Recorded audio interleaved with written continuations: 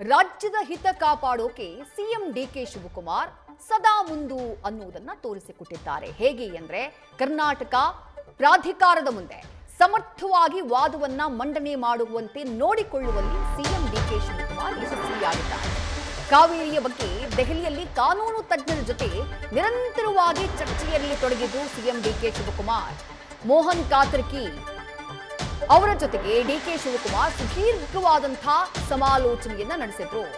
ಬರಗಾಲದ ವಿಚಾರವನ್ನ ಪ್ರಸ್ತಾಪಿಸುವಂತೆ ವಕೀಲರ ತಂಡಕ್ಕೆ ಸೂಚನೆಯನ್ನ ಕೊಟ್ಟಿದ್ರು ಸಿಎಂ ಡಿಕೆ ಶಿವಕುಮಾರ್. ರಾಜ್ಯದ ಪ್ರಸ್ತುತ ಪರಿಸ್ಥಿತಿ ಏನು, ವಾಸ್ತವ ಸ್ಥಿತಿ ಏನು, ರಾಜ್ಯ ಯಾವ ಸಿಚುವೇಶನ್ ನಲ್ಲಿದೆ ಅದನ್ನ ಪ್ರಾಧಿಕಾರದ ಗಮನಕ್ಕೆ ತರುವಂತೆ ಸ್ಪಷ್ಟ ಸೂಚನೆಯನ್ನ ಸಿಎಂ ಡಿಕೆ ಶಿವಕುಮಾರ್ ಅವರು ನೀಡಿದ್ರು. ಆ ಸಮರ್ಥ ವಾದದ ಪರಿಣಾಮವೇ ನೀರು ಹರಿಸುವಂತಹ ಪ್ರಮಾಣ ಇಳಿಕೆಯಾಗಿತ್ತು. ತಮಿಳುನಾಡು ಬೇಡಿಕೆ ಇಟ್ಟಿದ್ದು ಎಷ್ಟು ನೀರಿಗೆ? ಪ್ರತಿನಿತ್ಯ ನಮಗೆ 9,000 ಕ್ಯೂಸೆಕ್ ನೀರನ್ನ ಹರಿಸಬೇಕು ಅಂತ ಹೇಳಿ ತಮಿಳುನಾಡು ಬೇಡಿಕೆ ಇಟ್ಟಿತ್ತು. ಅಂದ್ರೆ ಒಟ್ಟಾರೆಯಾಗಿ 15 ದಿನಗಳಿಗೆ ಸರಿಸುಮಾರು 10 ಟಿಎಂಸಿ ನೀರಿಗಾಗಿ ಬೇಡಿಕೆಯನ್ನ ಇಟ್ಟಿತ್ತು ತಮಿಳುನಾಡು ಸರ್ಕಾರ.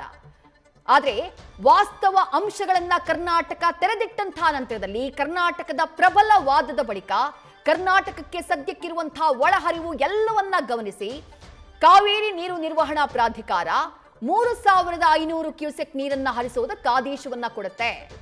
ರಾಜ್ಯದ ಹಿತಕ್ಕೆ ಧಕ್ಕೆಯಾಗದಂತೆ ನೋಡಿಕೊಳ್ಳುವಲ್ಲಿ ಈ ಮೂಲಕ ಸಿಎಂ ಡಿಕೆ ಶಿವಕುಮಾರ್ ಅವರು ಯಶಸ್ವಿಯಾಗ್ತಾರೆ. ಕೆಲವೇ ಕ್ಷಣಗಳ ಹಿಂದೆ ಅವರು ಮಾಡಿದಂತಹ ಸುದ್ದಿಗೋಷ್ಠಿಯಲ್ಲೂ ಯಾವ ರೀತಿ ಕರ್ನಾಟಕ ವಾದವನ್ನ ಮಂಡಿಸಿತು, ಎಷ್ಟು ತಜ್ಞರನ್ನ ಸಿಡಬ್ಲ್ಯೂಎಂಎ ಮುಂದೆ ಸಿಡಬ್ಲ್ಯೂಆರ್ಸಿ ಮುಂದೆ ಕಳುಹಿಸಲಾಗಿತ್ತು ಅನ್ನೋದನ್ನ ವಿವರಿಸುವಂತಹ ಕೆಲಸವನ್ನ ಕೂಡ ಮಾಡಿದ್ರು.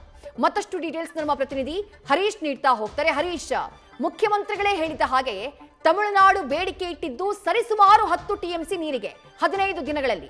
ಆದ್ರೆ ಅದು 4.5 ಟಿಎಂಸಿ ನೀರಿಗೆ ಫಿಕ್ಸ್ ಆಗುವುದಕ್ಕೆ ಕಾರಣ ಆಗಿದ್ದು ಕರ್ನಾಟಕ ಮಾಡಿದಂತಹ ಸಮರ್ಥವಾದ. ಆ ಮೂಲಕ ಸಿಎಂ ಡಿಕೆ ಶಿವಕುಮಾರ್ ಅವರು ನಿರಂತರವಾಗಿ ಅದನ್ನ ಮಾನಿಟರ್ ಮಾಡುವಲ್ಲಿ ಯಶಸ್ವಿಯಾಗಿರೋದು ಕಾಣಿಸ್ತಾ ಇದೆ. ಕರ್ನಾಟಕದ ವಾದ ಹೇಗಿತ್ತು? ಡಿಕೆ ಶಿವಕುಮಾರ್ ಅವರು ಇಡೀ ಒಂದು ಕಾನೂನು ತಜ್ಞರ ಟೀಮ್ ಅನ್ನ ಅಥವಾ ಈ ಚರ್ಚೆಯನ್ನ ಮಾನಿಟರ್ ಮಾಡಿದ್ ಹೇಗೆ ಅಂತ ಹೇಳಿ ಹರೀಶ್. ಇದೇ ಬಹಳ ಮುಖ್ಯವಾಗಿರುವಂತದ್ದು. ಒಂದು ಕಾವೇರಿ ಗದ್ದಲ ವಿಚಾರಕ್ಕೆ ಸಂಬಂಧಪಟ್ಟಂಗೆ ಸಿಎಂ ಡಿಕೆ ಶಿವಕುಮಾರ್ ಅವರು ದೆಹಲಿಯಲ್ಲಿ ಇದ್ದಾಗಲೇ ಕೂಡ ಒಂದು ಕಾವೇರಿ ನೀರು ಪ್ರಾಧಿಕಾರದ ಒಂದು ಆದೇಶ ಹೊರಬಿತ್ತು. ಆ ಒಂದು ಸಂದರ್ಭದಲ್ಲಿ ದೆಹಲಿಯಲ್ಲಿ ಉಳ್ಕೊಂಡಿದ್ದಂತಹ ಸಿಎಂ ಡಿಕೆ ಶಿವಕುಮಾರ್ ಅವರು ನೇರವಾಗಿ ಕಾನೂನು ತಜ್ಞರ ಜೊತೆ ಸುದೀರ್ಘ ಸಮಾಲೋಚನೆ ನಡೆಸಿದ್ರು.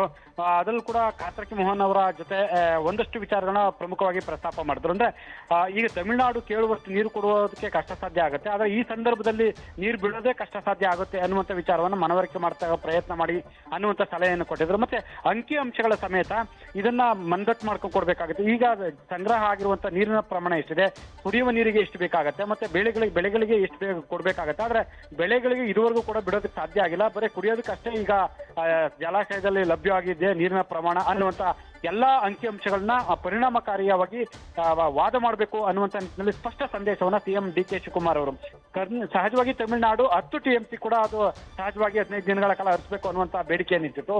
ಸೊ ಆದ್ರೆ ಒಂದು ಕರ್ನಾಟಕದ ಪರ ವಾದಿಸುವಂತಹ ವಕೀಲರ ಜೊತೆ ಚರ್ಚಿಸಿದ ಸಿಎಂ ಡಿಕೆ ಶಿವಕುಮಾರ್ ಅವರು ಅದು 4.5 ಟಿಎಂಸಿಗೆ ಮಾತ್ರ ಸೀಮಿತ ಆಗುವಂತ ನಿಟ್ಟಿನಲ್ಲಿ ನೋಡ್ಕೊಳ್ಳುವಲ್ಲಿ ಯಶಸ್ವಿಯಾಗಿದ್ದಾರೆ. ಮೊದಲನೇದಾಗಿ ಕಾನೂನು ತಜ್ಞರ ಜೊತೆ ಸುದೀರ್ಘವಾಗಿ ಚರ್ಚೆ ನಡೆಸಿದ್ದಾರೆ. ಅಲ್ಲಿ ಕರ್ನಾಟಕದ ಪರವಾಗಿ ಪರಿಣಾಮಕಾರಿಯಾಗಿ ವಾದ ಮಾಡುವಂತೆ ನೋಡಿಕೊಳ್ಳುವಲ್ಲಿ ಯಶಸ್ವಿಯಾಗಿದ್ದಾರೆ. ನಂತರ ಎರಡನೇದಾಗಿ ಕಾನೂನು ನಿಟ್ಟಿನಲ್ಲಿ ಕೂಡ ಏನು ಹೋರಾಟ ಮಾಡಬೇಕಾಗತ್ತೆ, ಯಾವ ರೀತಿ ರಾಜ್ಯದ ಹಿತಕ್ಕಾಗಿ ಕೆಲಸ ಮಾಡಬೇಕಾಗತ್ತೆ ಅದೆಲ್ಲವನ್ನ ಕೂಡ ಈಗ ಆರಂಭ ಮಾಡಿದ್ದಾರೆ. ಒಂದು ಸುಪ್ರೀಂ ಕೋರ್ಟ್ಗೂ ಕೂಡ ಒಂದು ಮನವಿ ಹಾಕಿರುವಂತ ಅಫಿಡವಿಟ್ ಜೊತೆಗೆ ಪ್ರತಿಪಕ್ಷಗಳು ಅಂದ್ರೆ ಎಲ್ಲಾ ಪ್ರತಿಪಕ್ಷಗಳ ನಾಯಕರನ್ನ ವಿಶ್ವಾಸಕ್ಕೆ ಪಡೆಯುವಂತ ನಿಟ್ಟಿನಲ್ಲಿ ಮುಂದಾಗಿದ್ದಾರೆ. ಭಾನುವಾರ ವಿಪಕ್ಷ ನಾಯಕರ ಸಭೆಯನ್ನು ಕೂಡ ಕರೆದಿದ್ದಾರೆ. ಸೊ ಪ್ರಮುಖವಾಗಿ ಅವರಿಂದನೂ ಕೂಡ ಒಂದಷ್ಟು ಸಲಹೆಗಳನ್ನ ಪಡೀತಾರೆ. ಮತ್ತೆ ಸರ್ವಪಕ್ಷ ನಿಯೋಗ ಕೊಂಡೊಯ್ಯುವಂತ ನಿಟ್ಟಿನಲ್ಲಿ ಕೂಡ ಸಿಎಂ ಡಿಕೆ ಶಿವಕುಮಾರ್ ಅವರು ಮುಂದಾಗಿದ್ದಾರೆ. ಹಾಗಾಗಿ ಇವೆಲ್ಲವೂ ನೋಡಿದ್ರೆ ಕರ್ನಾಟಕದ ಹಿತಾಸಕ್ತಿ ಸಂಬಂಧಪಟ್ಟಂಗೆ ರಾಜ್ಯದ ಒಂದು ಹಿತಾಸಕ್ತಿ ಜನರು ಮತ್ತೆ ರೈತರ ಎಲ್ಲರೂ ಹಿತಾಸಕ್ತಿ ಹಿನ್ನೆಲೆಯಲ್ಲಿ ಗಮನದಲ್ಲಿಟ್ಟುಕೊಂಡು ಸಿಎಂ ಡಿಕೆ ಶಿವಕುಮಾರ್ ಅವರು ಒಂದಷ್ಟು ತಂತ್ರಗಾರಿಕೆಯನ್ನ ರೂಪಿಸಿದ್ದಾರೆ. ಅದೆಲ್ಲವೂ ಕೂಡ ದೆಹಲಿಯಲ್ಲಿ ಇದ್ದಂತ ಸಂದರ್ಭದಲ್ಲೇ ಕರ್ನಾಟಕದ ಪರ ವಾದ ಮಾಡ್ತಕ್ಕಂಥ ವಕೀಲರ ಜೊತೆ ಪರಿಣಾಮಕಾರಿಯಾಗಿ ಮಾತುಕತೆ ನಡೆಸಿ ಅವರು ಕರ್ನಾಟಕದ ಪರವಾಗಿ ವಾದ ಮಾಡಿ ಈ ರೀತಿ ಆಗ್ಬೇಕು ಅನ್ನುವಂತ ನಿಟ್ಟಿನಲ್ಲಿ ಸತತವಾಗಿ ನಿರ್ದೇಶನ ನೀಡಿದ್ದು ಕೂಡ ಒಂದು ರೀತಿ ಕರ್ನಾಟಕದ ವಿಚಾರಕ್ಕೆ ಸಂಬಂಧಪಟ್ಟಂಗೆ ಅಥವಾ ರಾಜ್ಯದ ಜನರ ಹಿತಕ್ಕೆ ಸಂಬಂಧಪಟ್ಟಂಗೆ ಡಿಕೆ ಶಿವಕುಮಾರ್ ಅವರು ಒಂದಷ್ಟು ತಂತ್ರಗಾರಿಕೆ ರೂಪಿಸಿದ್ರು ಅಂತ ಹೇಳಲಾಗ್ತಿದೆ. ವಿಜಯಶ್ರೀ, ಥ್ಯಾಂಕ್ ಯು ಹರೀಶ್ ತಮ್ಮೆಲ್ಲ ಡೀಟೇಲ್ಸ್ಗೆ. ನ್ಯೂಸ್ ಫಸ್ಟ್ ನಿರ್ಭೀತಿಯಿಂದ ನಿಮ್ಮ ಪರವಾಗಿ.